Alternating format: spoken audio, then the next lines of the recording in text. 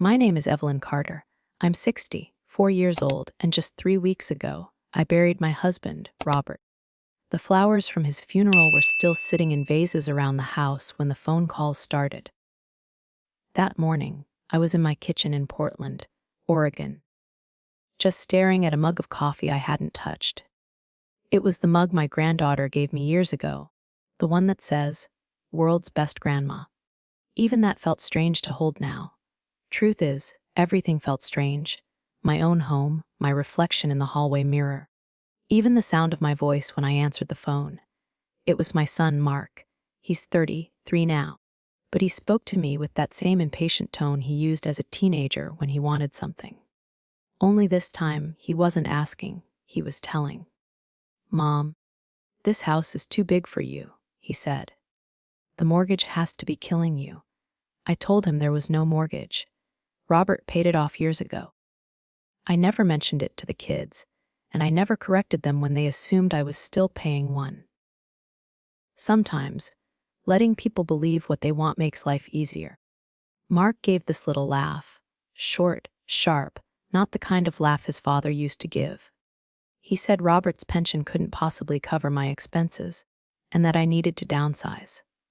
Then he told me he and his wife had already talked to her cousin, a realtor who had a buyer lined up. A buyer. For my home. I looked out the kitchen window at the garden Robert and I planted together. The roses needed pruning, the herb bed was a mess. Every corner of it held years of memories. And my son wanted it gone. Then he said my daughter Janet had a finished basement in her house. I could move in there, have my own entrance, my own bathroom. He called it perfect. Perfect.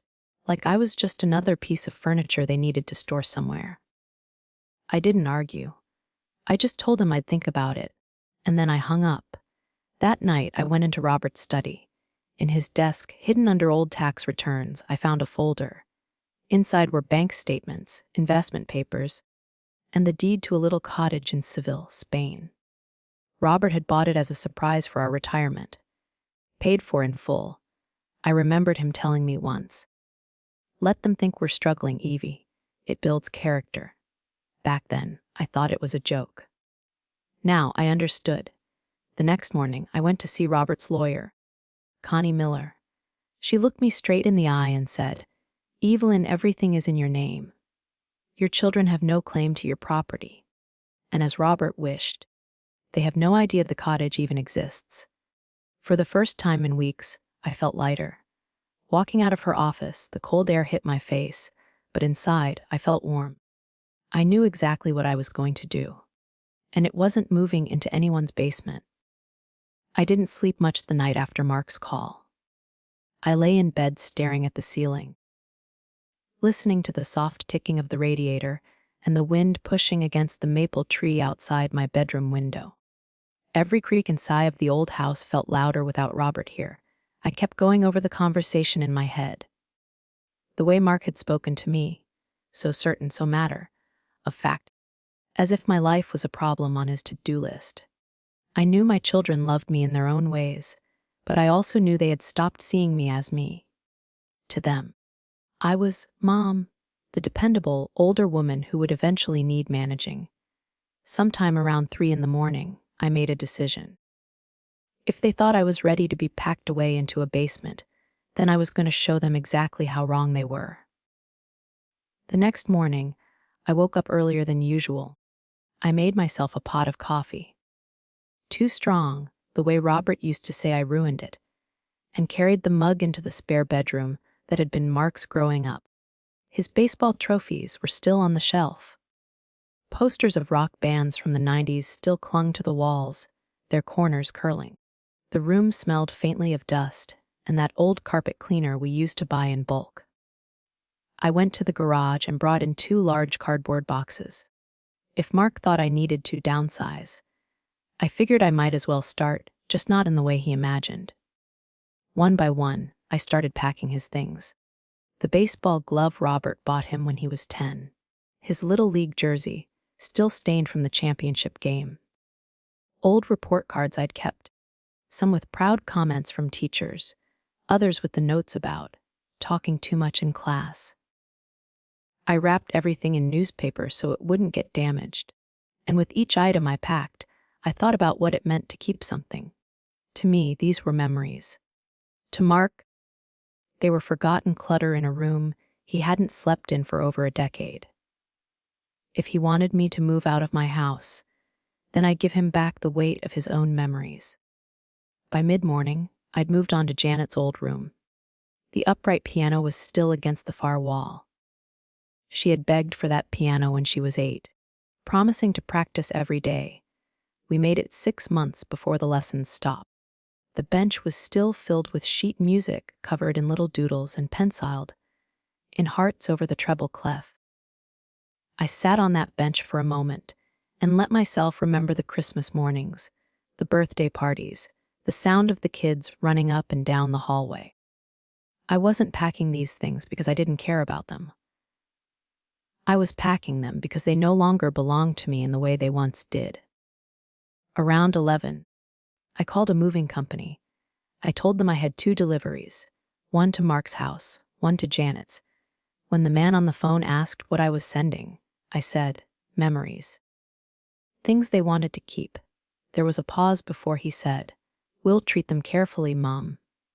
After lunch, I drove to see Connie, Robert's lawyer. Her office smelled faintly of lemon polish and old books. She greeted me with a firm handshake and that look she has, the one that tells you she's already figured out the situation before you've even sat down. I handed her the notes I'd taken from Robert's folder. She looked them over, nodding slowly. "You know," she said, "most people in your position don't have this level of security." Robert made sure of it. I told her about Mark's call, about Janet's basement offer, about the way they talked as if everything was already decided. Connie leaned back in her chair. "Evelyn, you don't owe them an explanation for protecting what's yours. But if you want to draw a line, I can help you make it very clear where that line is." I nodded. "Yes, that's exactly what I want." She drafted a simple notice to the realtor Mark had mentioned, stating that the property was not for sale, that any discussions without my consent would be considered misrepresentation. She also offered to handle any future inquiries directly so I wouldn't have to. When I left her office, I felt lighter. For the first time since Robert died, I felt like I had a little control back. The next morning, the moving truck pulled into my driveway right on time. The driver, a man named Joel with kind eyes, confirmed the 2 addresses and started loading the boxes. I'd attached a note to the top of each pile. "Memories you wanted to keep. I'm returning them so you'll never have to worry about me managing them. With love, Mom." I was standing at the front door when Mark's car pulled up. He was wearing a navy suit and carrying a thick folder. He didn't knock. He walked right in. "Mom, what is going on here?" he demanded. His eyes went straight to the boxes with his name on them. "I'm having some things delivered to you," I said calmly. "These are my things from this house," he said. "Why are you packing them up?" "Because you wanted me to start downsizing," I said. "I thought I'd start with the things that really belong to you." His face flushed red. "This isn't funny. We have an offer on the house. We can close in a month if you just sign." "I'm not selling," I said, cutting him off. Mark stared at me like I'd spoken another language. "What do you mean you're not selling? I mean this is my home, Mark. Robert left it to me, and I'm not selling it." He tried to argue, saying I was being unreasonable, saying I wasn't thinking clearly. But I was thinking more clearly than I had in a long time. I pointed toward the moving truck. "You'd better get home soon. They'll be delivering your boxes within the hour." He opened his mouth to protest again, but I just smiled. "Oh, and tell your sister to expect hers this afternoon." By the time he left, I already had my laptop open. 20 minutes later, I had booked a one-way ticket to Spain. After I booked the ticket, I just sat there at the kitchen table for a long time, staring at the confirmation email. It felt strange to see the words, "one way," next to my name. I couldn't remember the last time I had done something entirely for myself without asking someone's opinion. Maybe not since before I had kids. I reached over and pulled Robert's old leather bound planner from the counter. It was still open to the week he died. He'd been planning to plant tomatoes in the spring. A neat little note in his handwriting read, "Check with Pilar Lemon Tree." At the time, I didn't even know who Pilar was. Now I did. She was the woman in Spain who had been tending our cottage garden for years, quietly keeping his dream alive. I thought about calling her right then, but I wasn't ready. I wanted to hear her voice when I was closer to leaving, not while I was still surrounded by these walls that smelled like my children's childhoods and my husband's cologne. Instead, I went upstairs and started pulling clothes from my closet. At first, I tried to be practical, comfortable shoes, jeans, a sweater. But then I caught sight of a red dress I hadn't worn in years. Robert used to love that dress. He said it made my eyes look brighter. I packed it, even though I had no idea where I would wear it. Maybe I just wanted a piece of that version of me. The one who laughed easily and didn't think twice about wearing red. Halfway through my packing, the phone rang again. I thought about letting it go to voicemail, but then I saw Janet's name on the screen. "Mom, what is going on?" she asked the moment I answered. I told her exactly what I'd told Mark: the house wasn't for sale, and I had no intention of moving into her basement. "Mark said you've hired movers," she said. "I have. They're bringing you a delivery this afternoon." There was a long pause. "What kind of delivery?" "Your piano, for one," I said. "And the boxes from your old room." "My piano." "Mom, I don't have space for that." "You'll find a space," I said. "You've been keeping it here for over 20 years. I thought you might like to have it back." She was quiet for a moment. Then she tried a softer tone. "Mom, we're just trying to make things easier for you." "No, Janet," I said. "You're trying to make things easier for yourselves." She sighed heavily, the way she did when she was a teenager and I told her no. "Fine, if you want to be stubborn, go ahead. But you're making a mistake." "I've made plenty," I said. "But this isn't one of them." After I hung up, I went back to my packing. I filled one suitcase with clothes and the other with a few framed photos. Robert's favorite sweater, and a book I'd been meaning to read for years but never found the time. The movers came back around 3 to collect the second set of deliveries. Joel, the driver, gave me a little nod. "Everything all right, Miss Carter?" "Everything's fine," I said, just tying up loose ends. As I watched the truck pull away, I felt a mix of sadness and relief. Sadness because boxes represented parts of my life I was closing the door on. Relief because I was finally deciding what stayed and what went, instead of letting someone else decide for me. That night, I sat in Robert's study with a glass of wine. I opened the drawer where I'd found the folder the other night and took out the letter from the lawyer again. Reading it a second time felt different. The first time, I'd been shocked by how much Robert had kept from the kids. Now, I realized he had been protecting me in the only way he knew how. I closed my eyes and pictured the cottage in Spain. I imagined stepping onto a warm terrace, the scent of lemons in the air, and the sound of the sea in the distance. For the first time in weeks, I felt a flicker of excitement. The next morning, I woke up early again. My body felt lighter, like I'd already stepped out of my old life, even though I was still in it. I made breakfast, fed the neighbor's cat that always came around, and then spent the rest of the day going through the kitchen cabinets. I packed up the dishes the kids had left behind, the mismatched mugs, the cookie cutters I hadn't used since the last time the grandkids came over. Around noon, Mark showed up again. This time, he knocked. "Can we talk?" he asked. I let him in. He sat at the kitchen table while I poured him a cup of coffee. He looked tired, like he'd been losing sleep too. "Mom, I think we got off on the wrong foot," he said. "I just want to make sure you're okay."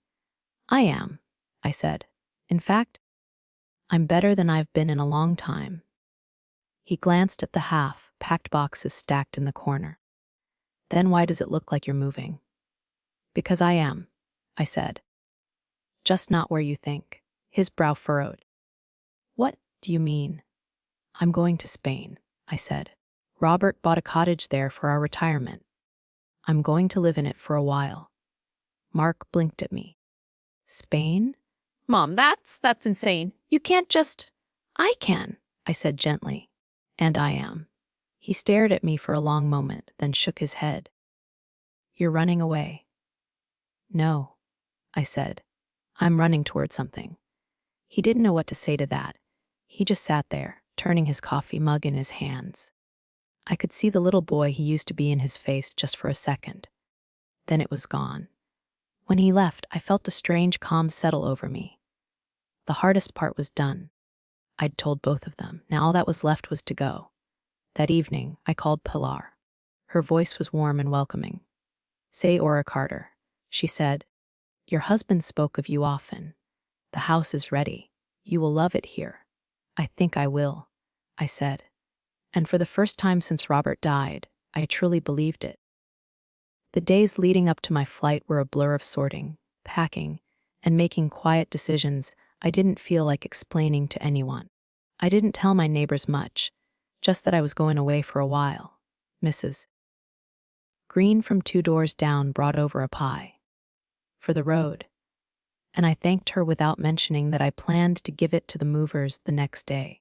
I started moving through the house with a kind of calm determination. Every drawer, every closet, every cupboard. I touched everything, decided its fate, and moved on. There was no crying over old linens or holding on to chipped mugs out of guilt. I kept what mattered, and everything else either went to charity, the kids, or the bin.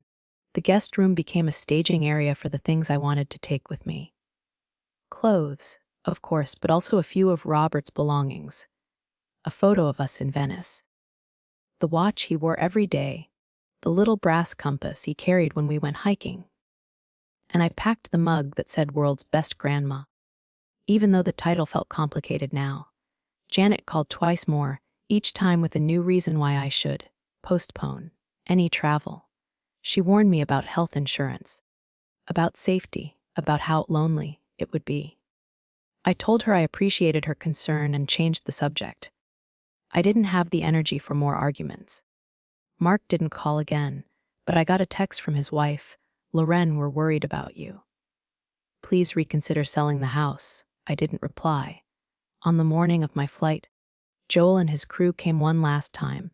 They loaded a few more boxes, things I was donating or putting into storage, and wished me luck. Joel said, Spain, huh? Sounds like a good place to start fresh. I smiled. That's the plan. At the airport, I checked in my 2 suitcases and kept Robert's leather satchel with me.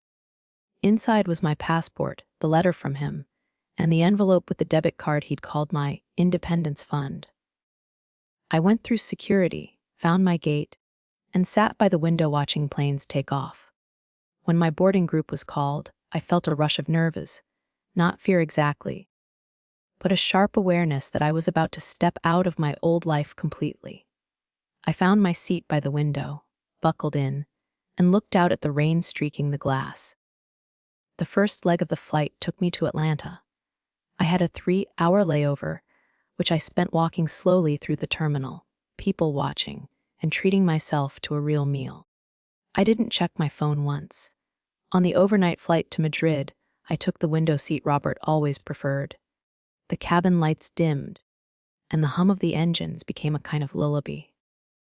I took out his letter again and read it, mouthing the words silently. You don't owe anyone your life on their terms. I landed in Madrid mid-morning. The customs officer asked the purpose of my visit, and I told her, starting over. She stamped my passport and smiled. Bienvenida. Pilar was waiting for me just outside the arrivals area. She was a small woman with silver hair pulled back neatly, wearing a light scarf that fluttered in the breeze. She held a sign with my name, but when our eyes met, she dropped it and came forward with open arms. Segura Carter, she said warmly. Welcome to Spain. We hugged, and I felt an unexpected lump in my throat. It had been so long since someone greeted me with genuine warmth, no strings attached. The drive to Seville took a few hours. Pilar talked easily, pointing out olive groves, rolling hills, and the occasional whitewashed village. She told me how Robert had spoken of the house often, how he'd sent her photos of me and the garden back in Oregon. By the time we reached the narrow cobblestone street where the cottage sat, the late afternoon sun had turned the walls a soft gold. The place was even more beautiful than I had imagined. White walls, blue shutters, bougainvillea spilling over the garden wall, and lemon trees heavy with fruit. Pilar unlocked the door and stepped aside. "You're home," she said simply. I walked in and was met with cool air, terracotta floors, and sunlight filtering through lace curtains. The furniture was simple but welcoming. A cream-colored couch, a wooden dining table, shelves waiting to be filled. In the kitchen, copper pots hung from hooks, and the tiles were painted in blues and whites that reflected the sea beyond. I stepped out onto the terrace and stood there for a long time. The Mediterranean stretched out before me, calm and endless. I could smell the lemons from the garden, hear the faint sound of waves, and for the first time since Robert died, I felt at peace. That night, after Pilar left, I unpacked just enough to make the bedroom feel like mine. I set the photo of Robert and me on the bedside table, placed his watch in the top drawer, and tucked the letter into a book I planned to keep close. I made myself a simple dinner: bread, cheese, a glass of red wine, and took it out to the terrace. The air was warm, the sky full of stars I didn't recognize. Somewhere in the distance, a church bell rang. I thought of Mark and Janet, of the boxes now sitting in their homes, of the conversations we hadn't finished. I thought of Robert, of the way he had quietly set all of this in motion, trusting me to step into a life I had almost forgotten I wanted. And sitting there under the Spanish sky, I knew I had done the right thing. The first morning in Seville, I woke up before the sun. For a moment, I forgot where I was. The room was quiet except for the faint hum of the ceiling fan, and the air smelled faintly of lemon and something floral I couldn't name. Then I heard it, the sound of church bells, soft and distant. Not the tinny ring of my phone, not the hum of a refrigerator back home. It was a sound that belonged here, and it made me smile. I opened the shutters and stepped out onto the small balcony off the bedroom. The air was cool, and the light was just beginning to touch the rooftops. Somewhere down the narrow street, a shopkeeper was rolling up a metal door, the sound echoing like a drum. A woman walked past carrying a basket of bread, and I caught the faint smell of yeast. I made coffee in the little stovetop espresso pot Pilar had left on the counter.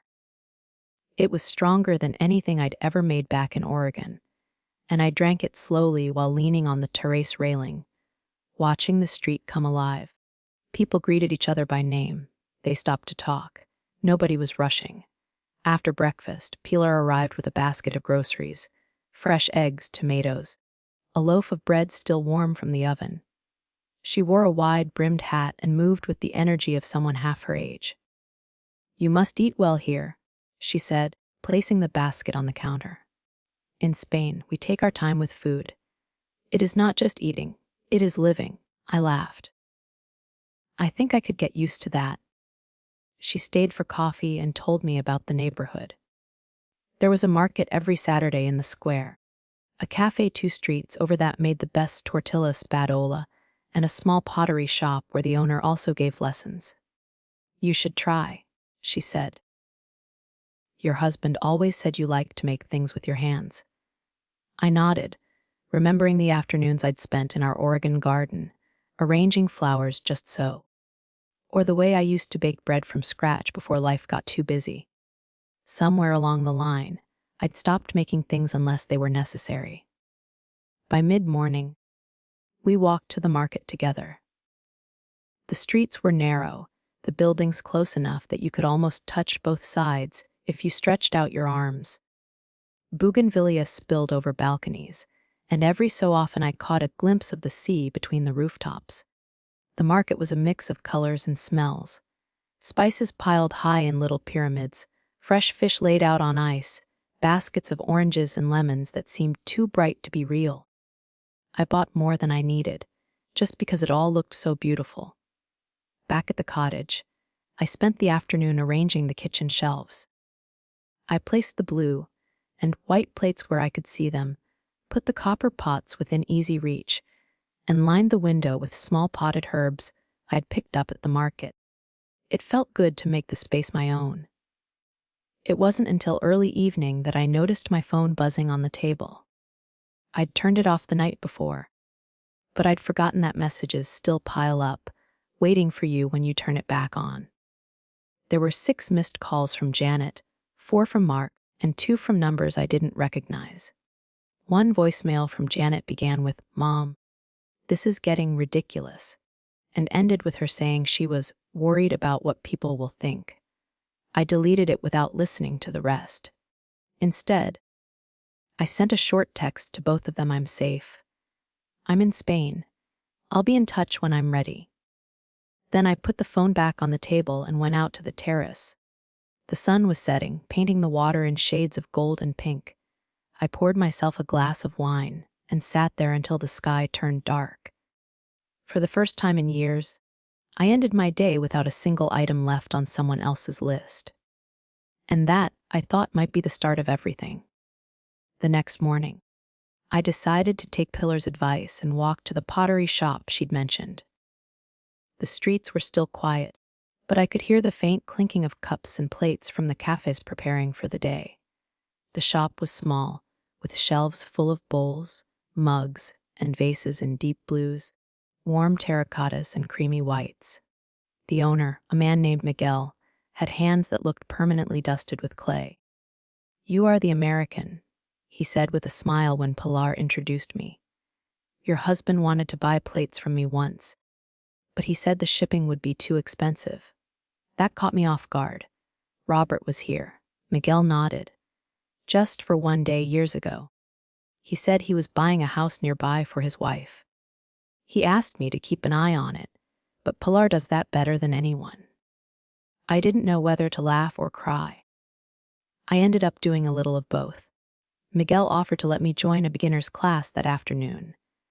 I wasn't sure I wanted to commit to anything so soon, but the truth was, I didn't have any real plans for the day. And maybe that was the point.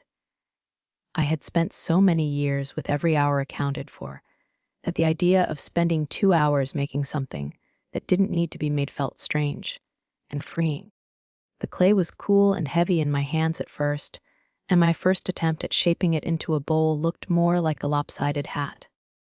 But Miguel just laughed and told me, "Everything can be fixed." I wasn't sure he was talking about pottery anymore. When I got back to the cottage, the sun was high and the air was warmer. I opened all the windows and let the sound of the street drift in. Snippets of conversation, the clatter of dishes from the cafe, a guitar being played somewhere I couldn't see. Around 3 in the afternoon, my phone buzzed. I almost didn't answer when I saw Kayla's name, my granddaughter, but something made me pick up. "Grandma," she said, her voice a little hesitant. "Yes, sweetheart. How are you?" "I'm fine," she said quickly. But then her voice dropped. "Mom's been well. She's been saying a lot about you. That you've lost your mind. That you're wasting money you don't have." I didn't believe her, but I guess I needed to hear your voice. I took a deep breath. "Kayla, I'm fine. More than fine, actually. I'm in Spain, and I'm living in a house your grandfather bought for us. I'm taking care of myself. You don't need to worry." There was a pause on the other end. "I didn't call to tell you what to do. I miss you, and I'm sorry I haven't called more often." I felt my chest tighten. "I miss you too. And you don't have to apologize. Life gets busy. I just hope when you call me, it's because you wanna, not because someone told you to check on me." She laughed softly. "Fair enough. Can I come visit you?" The question caught me off guard. "When?" "Spring break," she said. "I was going to go to Miami with some friends, but I think I'd rather see you." I told her we'd talk about it soon, and after we hung up, I stood on the terrace for a long time, thinking about how easily the next generation can be shaped by the stories they're told, and how important it was to make sure they heard mine directly from me. That evening, I walked down to the beach. It wasn't far, just a winding path through pine trees that opened onto a small cove. The sand was soft, and the water was calmer than I'd expected. I sat there until the sun dipped into the horizon, and I thought about all the evenings Robert and I could have had here if things had gone differently. On my way back, I passed a man locking up a small art gallery. He was tall, with salt and pepper hair and a weathered face that suggested he'd spent more time outdoors than in. He nodded politely and said something in Spanish I only half understood, but I smiled and nodded back. American, he asked in accented English. Yes, I said.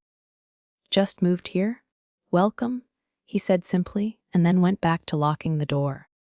But something about his tone felt genuine, not the polite interest of someone making small talk, but the acknowledgement of one person who has also started over speaking to another. When I got back to the cottage, I lit one of the candles Pilar had left for me, poured a glass of wine, and sat at the table with my journal. I wrote about the market, the pottery, the sound of Kayla's voice. I wrote about the man at the gallery, and how a stranger's welcome could mean more than a relative's approval. Before bed, I stood on the terrace and looked out at the dark water. I could hear music somewhere down the street, soft guitar, the kind Robert used to play on lazy Sundays. For the first time in a long time, I wasn't just thinking about what I'd lost. I was starting to imagine what I might gain. Kayla arrived on a Tuesday afternoon, dragging a small suitcase and wearing a grin I hadn't seen since she was a little girl. "Grandma!" she called out the moment she spotted me in the arrivals hall. She dropped her bag and wrapped me in a hug so tight I almost lost my balance. It wasn't the polite, distracted hug I'd grown used to at family gatherings. This was the kind of hug that meant something. On the drive back from the airport, she pressed her face to the car window, pointing out the orange trees, the tiled plazas, the cafe tables spilling onto the sidewalks. "It's like a postcard," she said, "except you live here." When we reached the cottage, she stopped in the garden, taking it all in. "Grandpa picked this." "Yes," I said, "for both of us. He wanted it to be a place where no one could tell us what to do." She smiled in a way that told me she understood more than she used to. We spent the next few days walking through the village, visiting the market, and sitting on the terrace with coffee in the mornings and wine in the evenings. Kayla tried pottery with me at Miguel's shop, laughing at her own uneven bowls. She helped Pilar in the garden, and Pilar treated her like a long-lost niece. By the fourth night, Kayla was stretched out on the couch, scrolling through her phone. "Mom called again," she said without looking up. "She wanted to know if I've convinced you to come back yet." I laughed softly. "And what did you tell her?" "That maybe I'm the one who's staying." Her words hung in the air for a moment, half a joke, half something more. I didn't press her. But 2 mornings later, I woke to find her on the terrace with my phone in her hand. She'd been reading my messages. "They're not going to stop," she said, holding it out to me. There were 5 missed calls from Mark, 3 from Janet, and a text from Lauren that read, "You're making a big mistake. Please think about the family." I put the phone down. "They'll have to get used to it." That afternoon, while Kayla was at the pottery shop, I got an email from Connie, my lawyer back in Portland. Mark had apparently been in touch with her office, asking about my capacity to make financial decisions, and whether there was any way to place me under some kind of guardianship. I sat there at the kitchen table for a long time, just breathing. It wasn't shock, exactly. It was the realization that they'd moved from persuasion to strategy. When Kayla came back, I told her. She looked furious. "They can't do that." "You're not—" "I know," I said, "but it tells me exactly how far they're willing to go." That evening, we walked down to the beach. The sun was setting, and the water glowed gold and pink. I told her the truth. If I let them, they'll turn my life into something they can manage. And I can't go back to that, Kayla. Not now. She took my hand. Then don't. The next day, Connie emailed again. She'd already prepared a formal statement confirming my legal and mental capacity. And she'd sent a letter warning that any further interference could be considered harassment. I couldn't help but feel a spark of satisfaction. Kayla and I celebrated with a long lunch at the cafe Pilar had recommended. Over grilled fish and glasses of cold white wine, I realized something. I wasn't just holding on to my independence.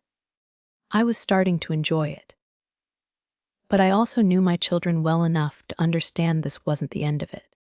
And part of me was ready for whatever came next. It was a warm Thursday morning. The kind where the air smells faintly of oranges and the sea breeze feels like it's brushing your cheek. Kayla was still asleep, and I was sitting on the terrace with a cup of coffee when I heard it. 3 sharp knocks at the gate. Pilar wasn't due until later, and Miguel never knocked. He just called out my name from the street.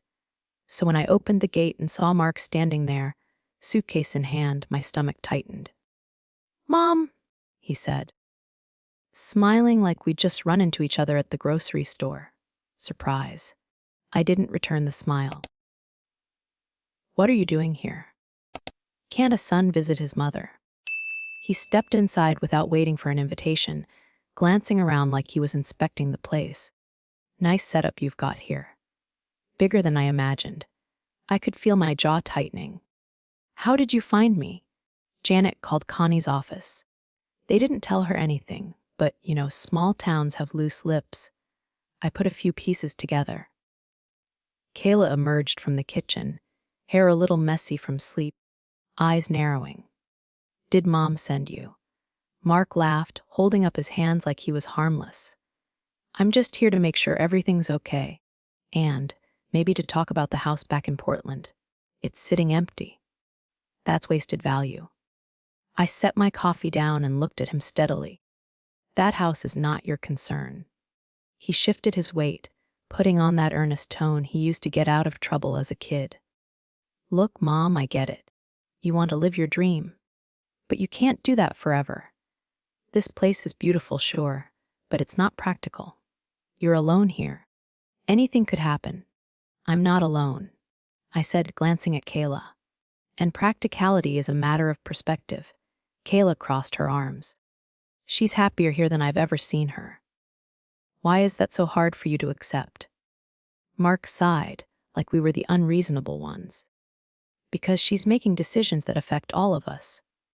That's the problem." I said, my voice sharper now. "You think my life is yours to manage." "It isn't." For a moment, something flickered in his expression, maybe surprise, maybe anger. But he covered it quickly. "All right. I just thought we could have a conversation. Maybe over dinner. I'll think about it," I said, though we both knew I wouldn't. That night, after Mark had checked into a hotel, Kayla and I sat on the terrace watching the lights along the coast. "He's not going to give up, is he?" she asked. "No," I said. "But neither am I." The next morning, I called Connie and told her exactly what had happened. She listened, then said, "If he tries to pressure you while he's there, document everything. And remember, you have every legal right to ask him to leave." I hung up feeling steadier. Maybe Mark thought he'd flown across an ocean to play savior. But he was about to learn something Robert had known all along. I'm not someone you corner. Mark suggested we meet at a small restaurant near the harbor. He claimed it was neutral ground. But I knew better. He'd probably picked it because he thought a public setting would keep me from saying no too sharply. The place was charming in that tourist, friendly way, white tablecloths, flickering candles, the sound of waves just outside. The waiter led me to the table where Mark was already seated, sipping wine like he owned the place. "Mom," he said, standing to greet me. "I'm glad you came." I sat down, placing my purse beside me. "You wanted to talk. I'm here." He smiled, leaning forward. I just think we should have an honest conversation. About your plans. My future? I asked. Our future? He corrected. Family is supposed to look out for each other. You've always been the one holding things together. And now, he gestured vaguely, like my life in Spain was a bad habit I'd picked up. I let the silence stretch, watching him squirm just a little. Mark, do you remember the year Robert and I bailed you out of that real estate mess? He blinked. That's not the same thing. It's exactly the same thing. I cut in. Back then, you needed help. We gave it without turning your life upside down, without deciding where you should live or how you should spend your days. I trusted you to get back on your feet. Why can't you trust me now? He looked down at his glass, swirling the wine. Because it's different. You're older. Don't, I said sharply. Don't finish that sentence. For a moment, neither of us spoke. The waiter brought our meals. Grilled fish for me, steak for him. The smell of garlic and lemon filled the air. Mark tried again, softening his voice. Mom, you have no idea how worried Janet is.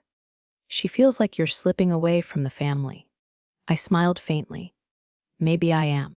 But that's not the same as being lost. He leaned back, clearly frustrated. So you're just going to stay here forever? That's the plan. I took a bite of my fish and let him watch me enjoy it.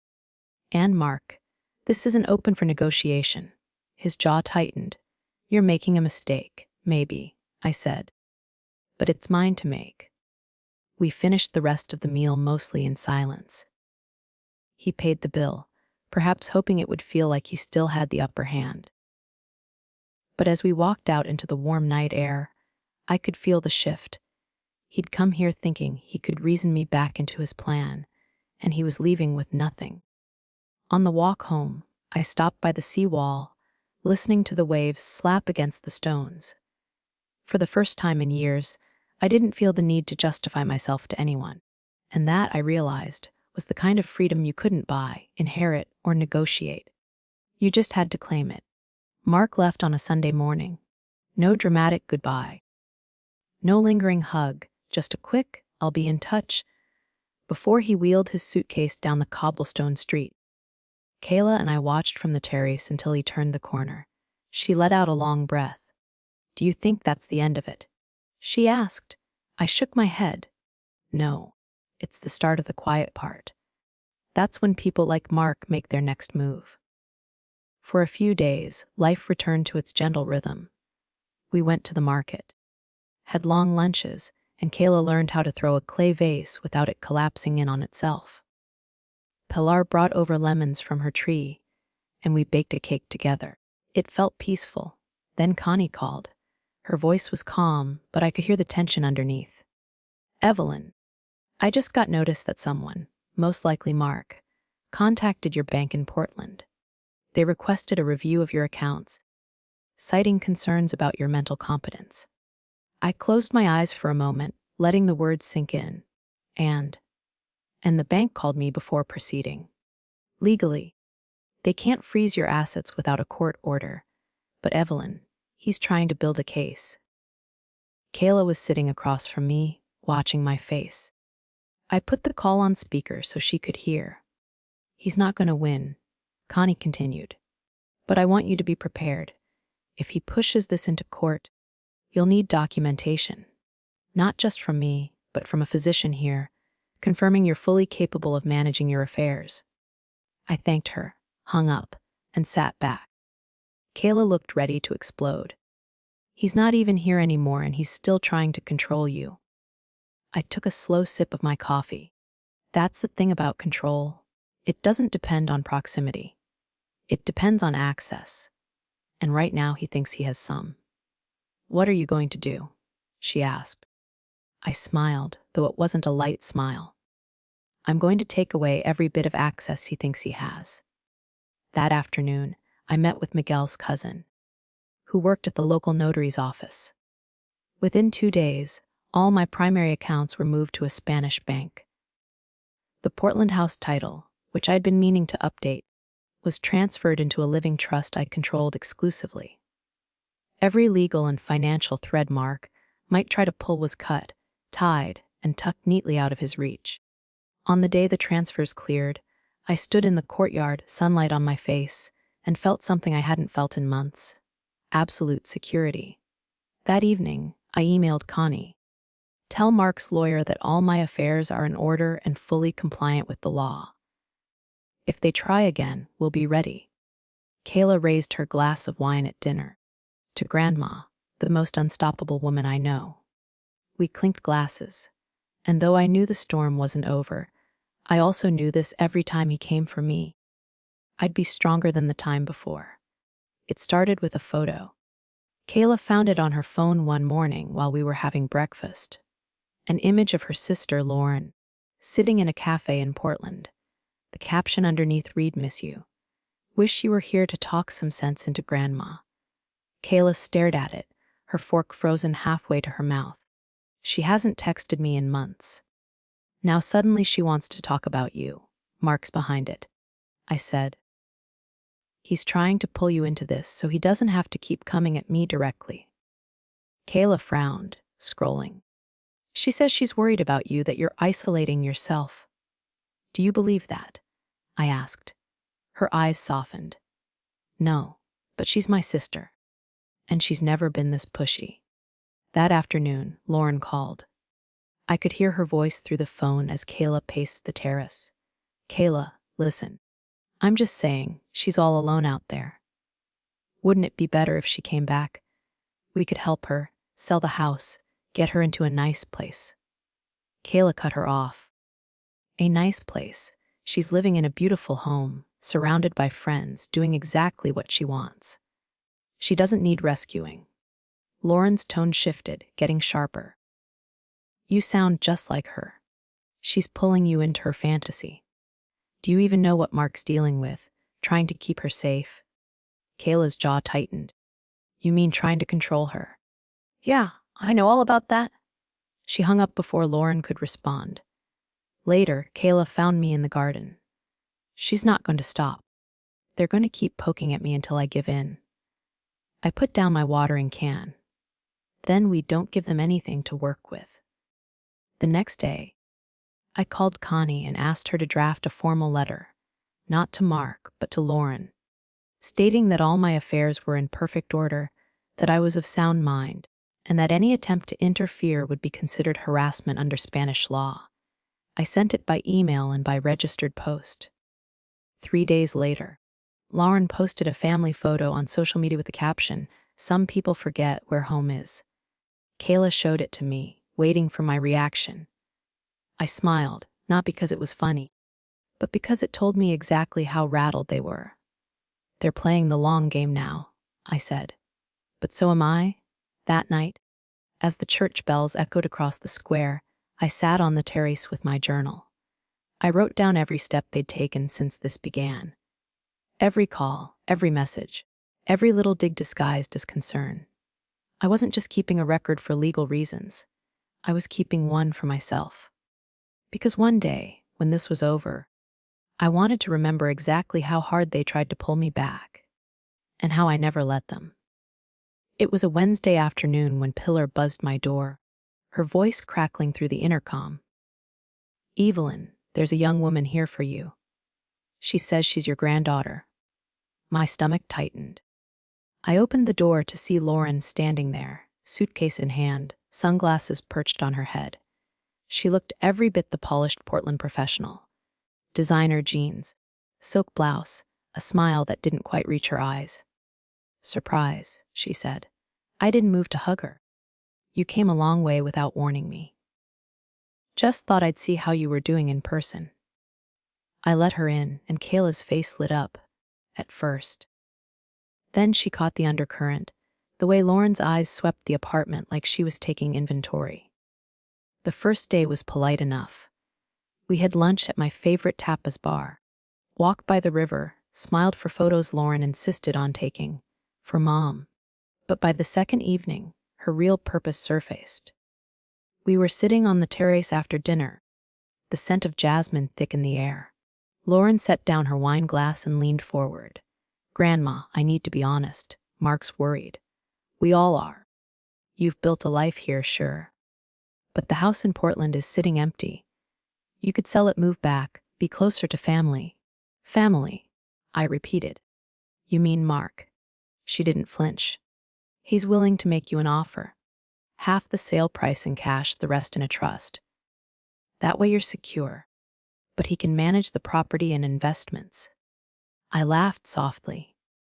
So I'd be secure as long as I handed him the keys to everything. Interesting definition of security. Grandma, you can't just. Yes, I can, I said, cutting her off. And I will. My life is here now. That's not up for negotiation. Lauren's jaw tightened. You're making this harder than it needs to be. If you don't agree, Mark might have to take legal steps. Then he can buy a ticket and take them himself, I said calmly. But while he's at it, he might want to look up Spanish inheritance law. The rest of her visit was chilly. She stayed 3 more days, filling her time with sightseeing and texting on her phone late into the night. I knew she was reporting back. I let her, sometimes. The best move was letting your opponent think they had the upper hand, right before you pulled it away. When she finally left, Kayla hugged me tight. They're going to be furious you didn't bite. They were never offering me a choice, I said. Just a prettier leash. And I don't wear leashes. That night, I sent Connie an email with the subject line, "It's time to talk about my will." If Mark thought he could pressure me through the next generation, he was about to learn just how much control I had over the future he was counting on. Changing my will was easier than I thought it would be. Miguel's cousin connected me with a reputable attorney in Seville, and within a week, the paperwork was done. I left a small portion to Kyla, some to a local children's foundation, and the rest in a trust managed here in Spain. Untouchable by anyone in the US, it felt clean. Final. Then, 2 weeks later, the storm hit. I was in the kitchen slicing bread when my phone buzzed with a message from Connie. "Evelyn, call me. Urgent." Her voice was tight when I did. "It's out." Someone, probably Lauren, told Mark about the will. He's spinning it like you've cut the entire family off, like you're being manipulated by strangers. I almost laughed. So now I'm the villain in my own story. You don't get it, Connie said. He's not just telling friends. He's posting on community boards, church groups, even LinkedIn, painting you as an unstable elderly woman who's fallen under foreign influence. Evelyn, it's ugly. And people are starting to believe him. That evening, Kayla showed me her phone. A Facebook post from Mark's account had over 100 comments. The photo was of me from 3 years ago at a family barbecue, smiling with a plate of pie. The caption read, "This is my grandmother. She's not well. If anyone has advice on how to help an elder in denial, please message me." Kayla was shaking. He's making you sound like some tragic case study. I put my hand over hers. Then we stopped letting him own the narrative. The next day, I invited Pilar, Miguel, and a few friends from the pottery studio to my terrace. We filmed a simple video. Me in my garden, speaking directly to the camera in clear, steady English and Spanish. I am Evelyn Pierce. I am 72 years old, and I am exactly where I want to be. I am healthy, happy, and making my own decisions. If you hear otherwise, know that it is false. We posted it on Kayla's account, tagged with the local community pages. Within hours, messages of support started pouring in. From neighbors, from Americans living abroad, even from people back in Portland who were tired of Mark's drama. That night, I sat by the window, listening to the quiet hum of the street below. The air was cool, and for the first time in days, I felt steady again. Mark had tried to shame me into compliance, but all he'd done was prove how much he feared my independence. And fear, I knew, could make a person sloppy. The envelope came on a Monday. Pilar handed it to me with a puzzled look. "It's from the United States. Certified." I knew before I opened it. Inside was a thick stack of documents, the kind printed on that slightly yellow legal paper. The header read Petition for Guardianship and Protective Proceedings. Mark was petitioning a court in Oregon to appoint him as my legal guardian on the grounds that I was incapable of managing my personal and financial affairs. The papers were full of claims: fabricated memory lapses, supposed confusion, erratic spending on non-essential foreign property. I almost laughed at that last one. The cottage in Seville was paid for before Mark even knew the word mortgage. Kayla found me sitting at the table, the papers spread out like a crime scene. "What is this?" she demanded, flipping through them. "His next move," I said calmly. She slammed the stack down. "He can't do this. You're not even living there anymore. How can an Oregon court have any say?" "They can try," I said. "And that's the point. He doesn't need to win. He just needs to drain my time and energy until I give in." That afternoon, I called Connie. She'd already heard. "Evelyn, this is harassment disguised as concern," she said. "But we can counter it. The fact that you're a resident of Spain now complicates his petition. And if he pushes this, we can force him to come here for any testimony." The thought of Mark walking into my Seville apartment, having to look me in the eye on my own turf, it almost made me smile. Over the next week, Connie coordinated with my Spanish attorney, Isabel. We drafted a formal response challenging jurisdiction and attaching proof of my residency, financial stability, and mental capacity. Isabel even suggested including a recent video from my pottery class, laughing and working the wheel like someone a decade younger. Kayla kept pacing the living room, muttering about punching him in the face. But I stayed calm. I knew Mark's type. When you refused to react the way they wanted, they got sloppy. Sure enough, 3 days later, Mark posted again online, this time ranting about foreign lawyers and how sad it is when your own family turns against you. But instead of sympathy, the comments under his post were full of people telling him to stop airing private matters in public. By the time Isabel filed our response, I felt more in control than I had in months. I poured myself a glass of sherry and stood on the terrace, watching the street lamps flicker on.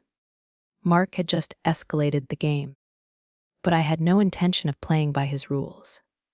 The notice came in early June. The Spanish court had accepted jurisdiction for a preliminary hearing. Mark had 2 choices: attend in person or drop the petition. He booked a flight. I knew this because Lauren posted a photo of their European adventure on Instagram, Mark in a leather jacket at the airport bar, grinning like he was on vacation instead of walking into a legal fight he'd started. The morning of the hearing, Pilar drove me to the courthouse.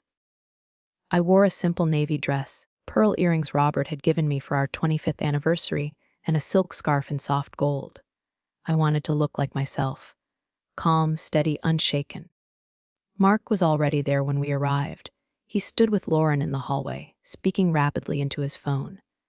When he saw me, he plastered on a smile, the kind meant for strangers watching. "Mom?" he said, as though we were meeting for coffee. "Mark," I replied, walking past him into the courtroom. Inside, the air was cool, the walls high and pale. Isabel sat beside me, a neat stack of documents and photos in front of her. Across the room, Mark had brought no lawyer, just Lauren, who clutched a manila folder like it was a shield. The judge, a woman in her 50s with steel, gray hair, began in Spanish but switched to English when she saw the mix of faces. "Mr. Carter, you claim your mother is incapable of managing her affairs. On what basis?" Mark cleared his throat. She's been making impulsive decisions. Selling property, moving overseas, surrounding herself with people we don't know. I'm worried she's being taken advantage of." Isabel rose smoothly. "Your Honor, my client has lived here for over a year. She owns her home outright, maintains her finances independently, and participates actively in the community. We have statements from her bank, her doctor, and multiple local witnesses." Then came the moment I'd planned. I stood, walked to the front, and handed the judge a small clay vase I'd made the week before, glazed in deep cobalt blue, the rim edged in gold. "I made this last Thursday," I said, my voice steady. I do pottery twice a week, I keep my own accounts, and I navigate this city in 2 languages. I know exactly who I am, and I choose to be here." The judge turned the vase in her hands, then looked at Mark. "Mr. Carter, this does not appear to be a woman in need of guardianship." Mark's face flushed. "She's performing. She's—" The judge cut him off. "She's demonstrating capacity. Petition denied." The gavel came down. Just like that, it was over. As we walked out, Mark tried to catch my arm. "This isn't the end." I looked him in the eye. "For you. Maybe. For me, it's a new chapter."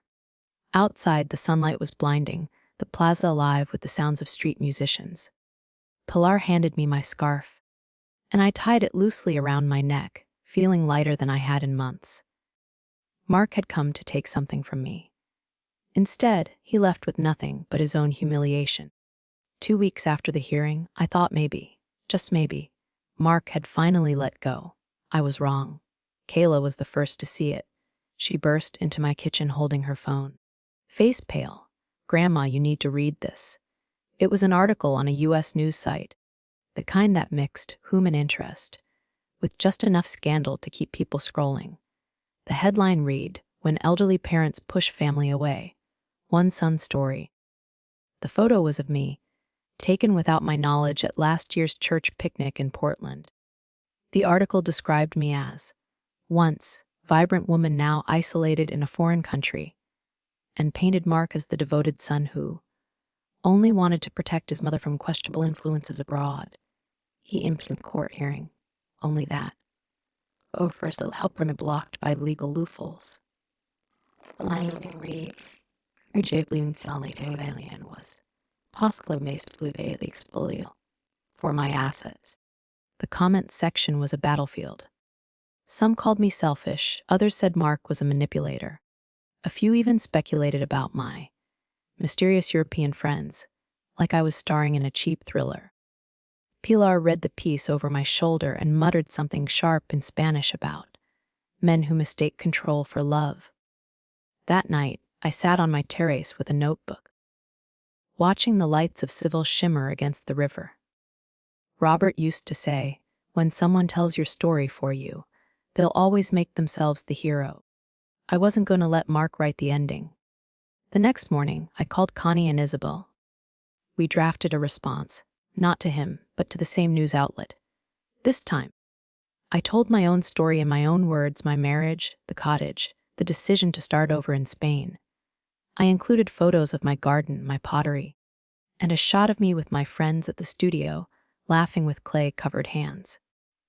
The outlet published it as a follow-up piece. Evelyn sighed. Why I chose independence. It didn't silence everyone. Nothing ever does. But it shifted the balance. People began to see the cracks in Mark's version. Kayla hugged me after reading it. "You didn't just defend yourself, Grandma. You own the narrative." And for the first time since Robert died, I felt like I wasn't just surviving anymore.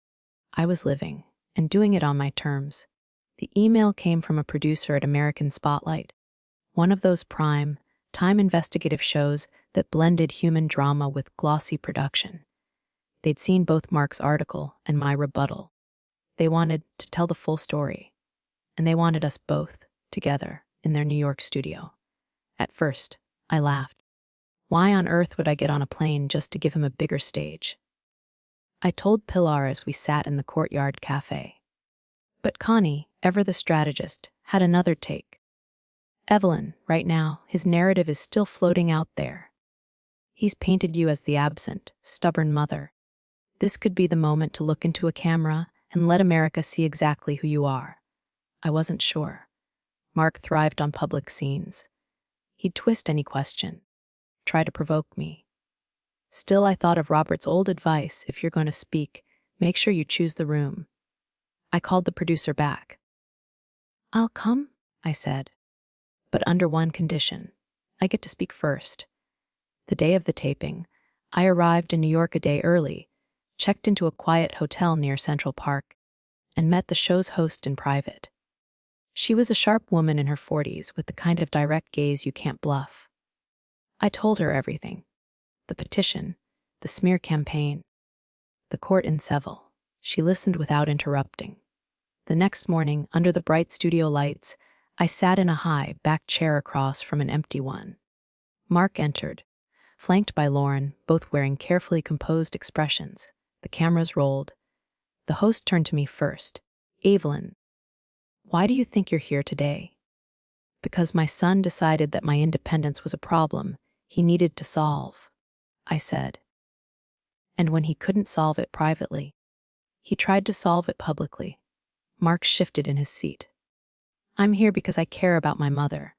She's been—" I held up a hand, still looking at the host. "I am 72 years old. I live alone by choice. I manage my finances, my home, my friendships. The idea that I need a guardian is not concern. It's control." The room went still. Even the cameras seemed to hum more quietly. Mark tried again, but the host pressed him with specifics. Why hadn't he mentioned the court ruling? Why misrepresent my living situation? His answers grew vague, defensive. By the end of the segment, it was clear to anyone watching who was in control of their own life and who was grasping to control someone else's. When the cameras cut, Mark wouldn't meet my eyes. Lauren stared at the floor.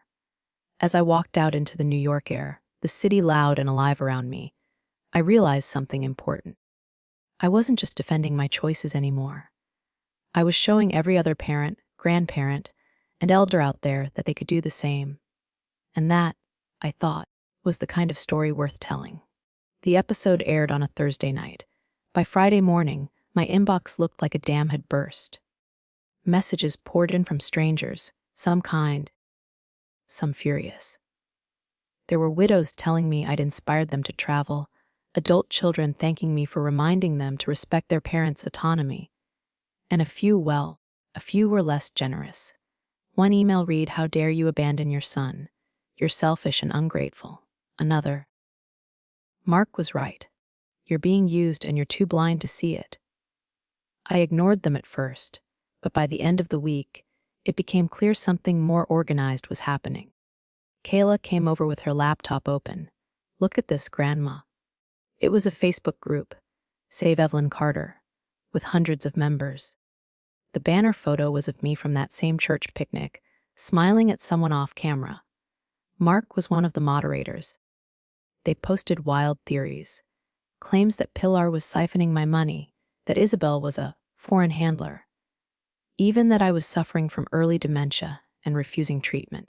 Some posts had thousands of shares. I felt the air leave my lungs. "This is coordinated." Connie leaned back in her chair, her voice cold. "It's more than that. It's defamation. And if you don't shut it down, it will define you." By Monday, it escalated. A man I didn't know appeared at my gate in Seville, holding a printout of the group's page demanding to check on me. Pilar's nephew had to escort him away. That night, I sat in my kitchen. The shutters closed against the warm evening air, and realized this wasn't about one petition or one TV appearance anymore. Mark had turned it into a campaign. But campaigns, I knew, could be fought. I called Isabel. "It's time," I told her. "We'll go on offense." We planned it carefully. A public statement to be delivered live, here in Seville, streamed online for anyone to see. Not a defensive rebuttal. Not a point-by-point argument. A declaration. When the day came, I stood on the steps of the cultural center, the midday sun sharp on the whitewashed walls behind me. Friends from the pottery studio were there. So were neighbors, shopkeepers, even the mayor. "I am not a victim," I began. "And I am not a cause for anyone else's crusade. I am Evelyn Carter, and this is my life. Not a story for someone else to twist. Not a role for someone else to cast. I decide how it goes." The applause was loud, echoing off the plaza stones. And for the first time, I saw something shift, not in Mark's followers, but in the people watching from the sidelines. They saw me. Not his version. Not the edited headline. Me. It was a Wednesday evening when Isabel called from her office. I could tell from the way she said my name that it wasn't going to be good news. "Evelyn," she began slowly, "Mark has filed a civil suit in Oregon. He's asking the court to put a lion on your Portland house, claims you owe him for unpaid caregiving and financial contributions over the last decade. I actually laughed out loud. Unpaid caregiving. He barely visited unless there was a holiday meal involved. Isabel's tone stayed serious. The problem is, in Oregon, if he can produce even fabricated evidence of services, emails, text messages, witnesses, he could tie that property up for years. You wouldn't be able to sell it, lease it, or transfer it without the court's permission. The Portland house was the last physical link I had to Robert. We'd bought it together in the late 80s. A modest craftsman-style home with maple trees lining the street. I'd been renting it out since moving to Spain, the income helping cover my travels and pottery studio fees. Losing control of it wasn't an option. Kayla was furious when she heard, "He's not even pretending this is about you anymore. It's about the money, plain and simple." Pilar put a hand on my shoulder. "So, what do we do?" I took a deep breath. "We fight, but not just in court this time." Connie and Isabel mapped out a two-pronged plan. Legally, we'd file a motion to dismiss, backed by bank records, tax filings, and travel logs proving I'd been supporting myself for decades without a dime from Mark. Publicly, we'd tell the story of the house, Robert's and my first real home, the life we'd built there, so that if Mark wanted to drag it into the spotlight, he'd have to stand in that light too. A week later, I was on a video call with a Portland journalist I trusted, walking her through old photos. Robert painting the porch railings in his jeans and sneakers, me planting tulips in the front yard. I wanted people to see what that house meant, and what it didn't. When the article ran, its headline was simple: "The fight for more than a house." Mark didn't respond publicly at first, but I knew him well enough to sense that this was far from over. And I couldn't shake the feeling that his next move wouldn't be in court. It would be something messier. It started with a phone call from a number I didn't recognize. Evelyn. The voice was tentative, older, with a faint Oregon accent. "It's Marjorie Hastings. From the old neighborhood."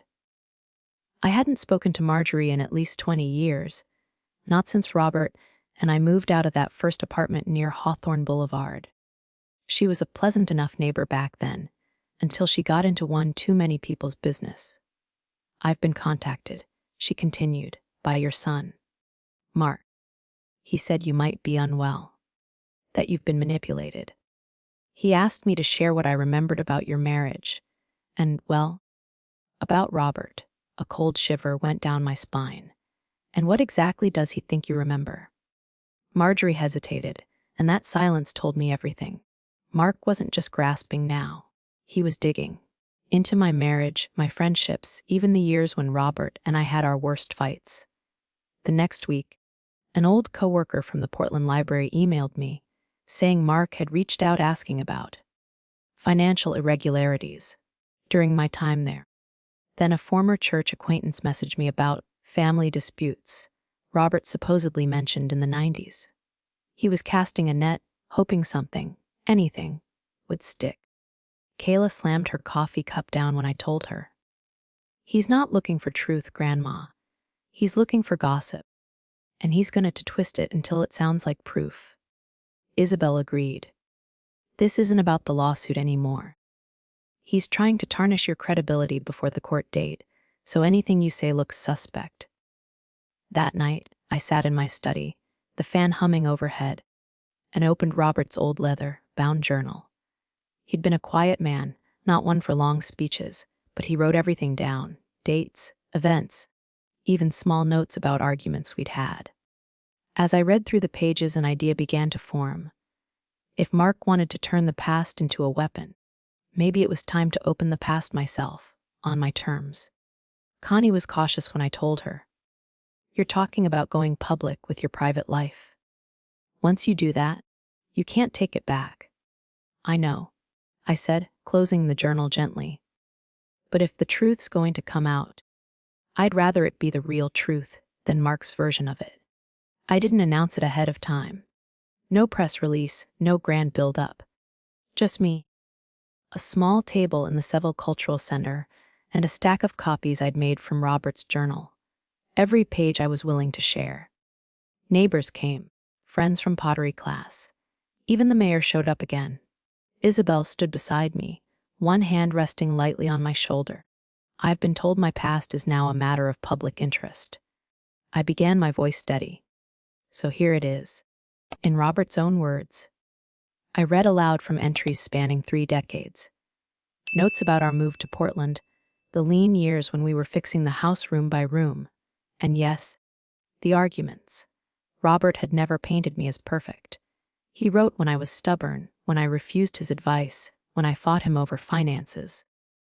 But he also wrote when I was the one holding us together, when my job at the library kept the mortgage paid, when my late night sewing paid for our first trip abroad. The audience listened quietly, no whispers, no shifting in seats. Just listening. Then halfway through I came to a passage I hadn't read in years. Robert had written it in 1994. Evelyn doesn't know this yet, but I'm going to set aside a savings account in her name. If anything ever happens to me, I want her to have it free and clear, no matter what Mark says. He's got a temper, and I've seen flashes of his need to control. She'll need a safety net. I froze. That account, still quietly earning interest, was one I had never told anyone about, not even Isabel. When I finished, the room erupted in applause. It wasn't loud, but it was long, like they wanted to make sure I knew they understood. Later that evening, Kayla hugged me so tightly I could barely breathe. Grandma, that was powerful. He's got nothing now. You've already told the world yourself. But I knew better. Mark wouldn't see this as closure. He'd see it as a challenge. And that hidden account, that was a new thread he might try to pull. No one has the right to rewrite your life story but you. Sometimes, the best way to protect the truth isn't to hide the past, but to own it, on your terms. Transparency doesn't just shield you from lies, it strips away the strongest weapon those who wish to control you could ever hold. It didn't take long. 2 weeks after my reading at the Cultural Center, the whispers started. At first it was a couple of pointed comments on social media. Why didn't she tell her family about the money?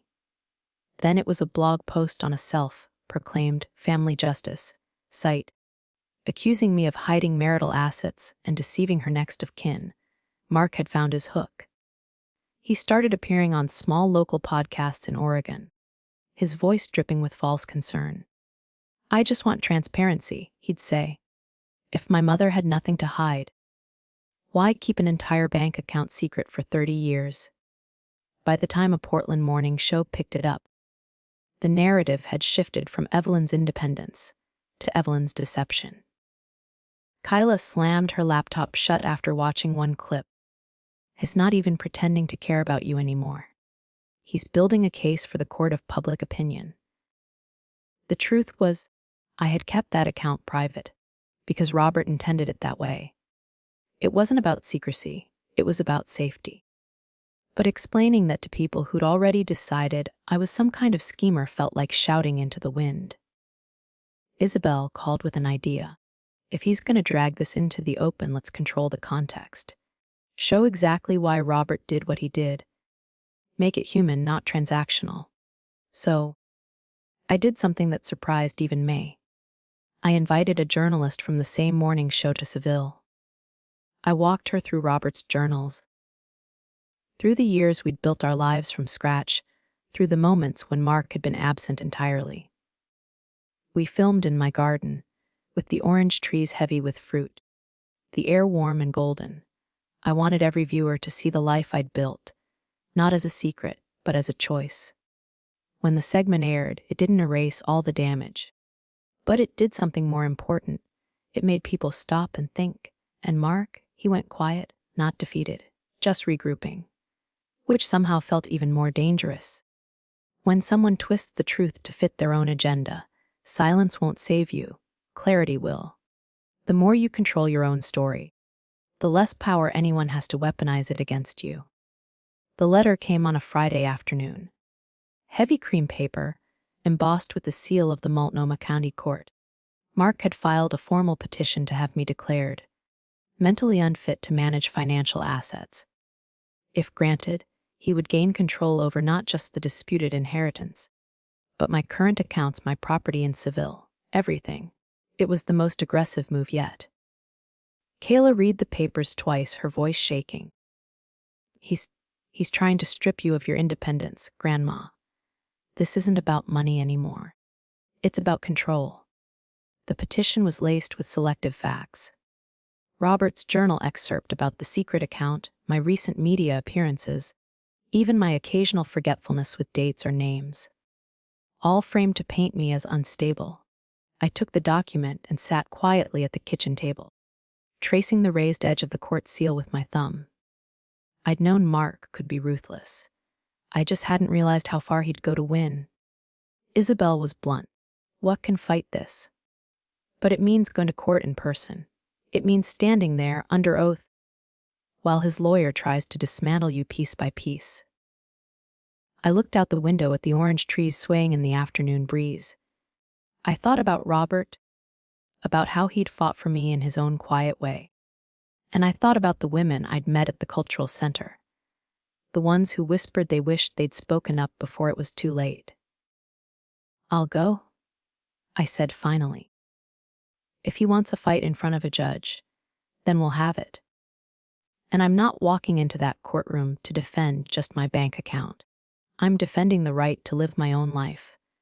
Kayla smiled through her tears. "Then let's give him a fight he'll never forget." Some battles aren't about winning or losing money. They're about protecting your dignity. When someone tries to take your voice, the only wrong move is to stay silent. The courthouse in Portland felt colder than I remembered. Not the temperature, just the air. Clean, clinical, stripped of the warmth of the Spanish sun I'd left behind. Mark was already there, sitting with his lawyer, a tall man in a charcoal suit who barely glanced in my direction. Mark didn't look at me either. His expression was fixed, smug in that way people get when they believe the outcome is already in their pocket. Kayla sat beside me at the petitioner's table, Isabel directly behind us in the gallery. She'd flown in just to be here, and the steady hand she kept on my shoulder felt like armor. When the judge entered, everyone stood. The gavel sounded sharp enough to make my spine straighten. Mark's lawyer went first. He spoke smoothly, presenting their narrative like a neat little package. The hidden account, my erratic public behavior, excerpts from Robert's journal stripped of context. He lingered on the part about Robert's concerns for my well-being, twisting the meaning until it sounded like Robert had doubted my competence for decades. Then it was our turn. My lawyer, recommended by Isabel's son, didn't start with bank statements or witnesses. He started with a photograph.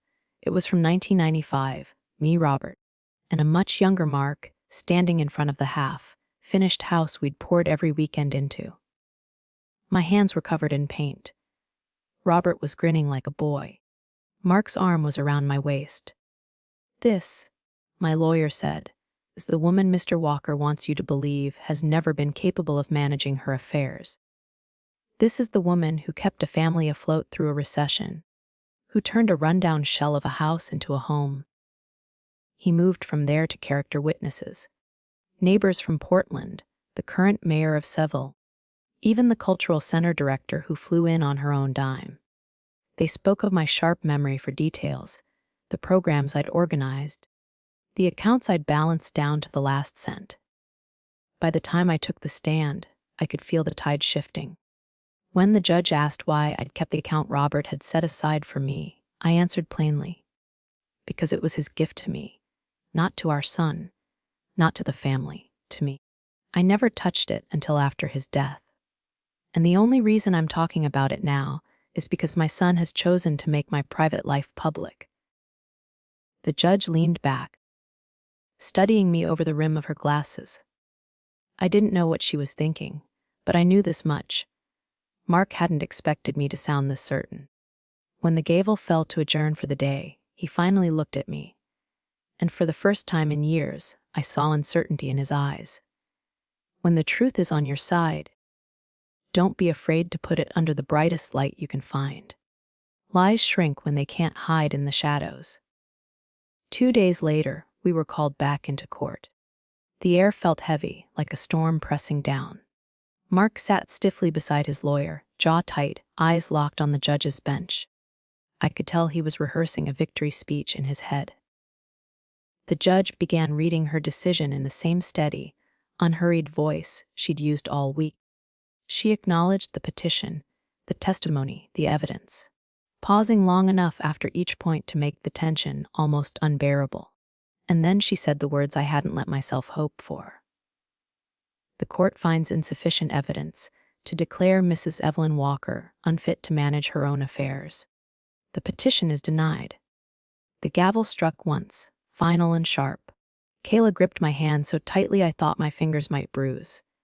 Isabel's hand pressed against my back, grounding me in the moment. Mark didn't move right away. Then, slowly, he stood, his lawyer murmuring something in his ear. He didn't look at me, not really, but I saw the flicker of rage cross his face before he turned and walked out. Outside, the press was waiting. I didn't stop to speak. I didn't need to. My silence, paired with the official ruling, said enough.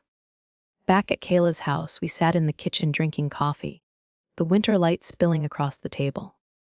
For the first time in months, I could breathe without feeling like I was defending myself with every inhale.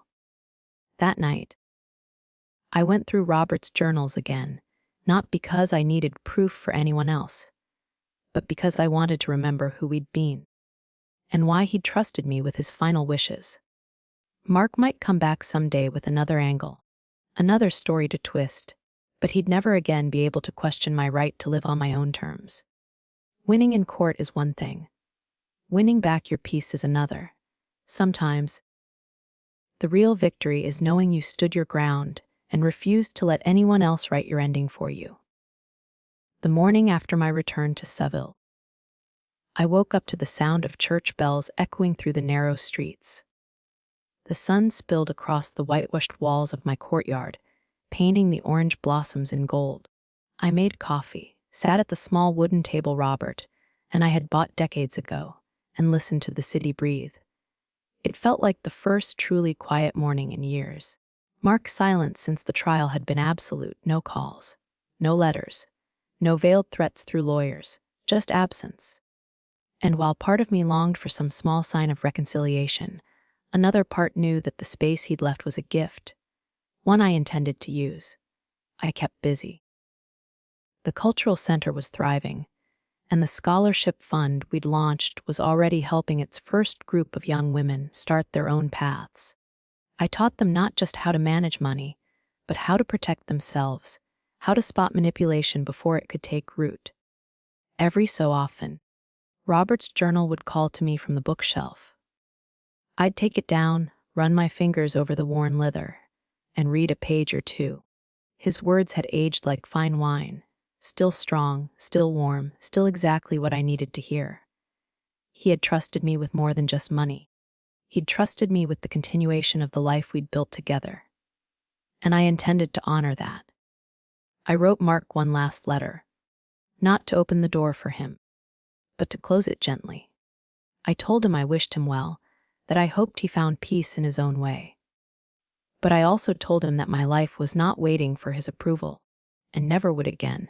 I didn't send it. The act of writing it was enough. One evening, Kayla called from Portland. She told me she'd seen Mark at a fundraiser.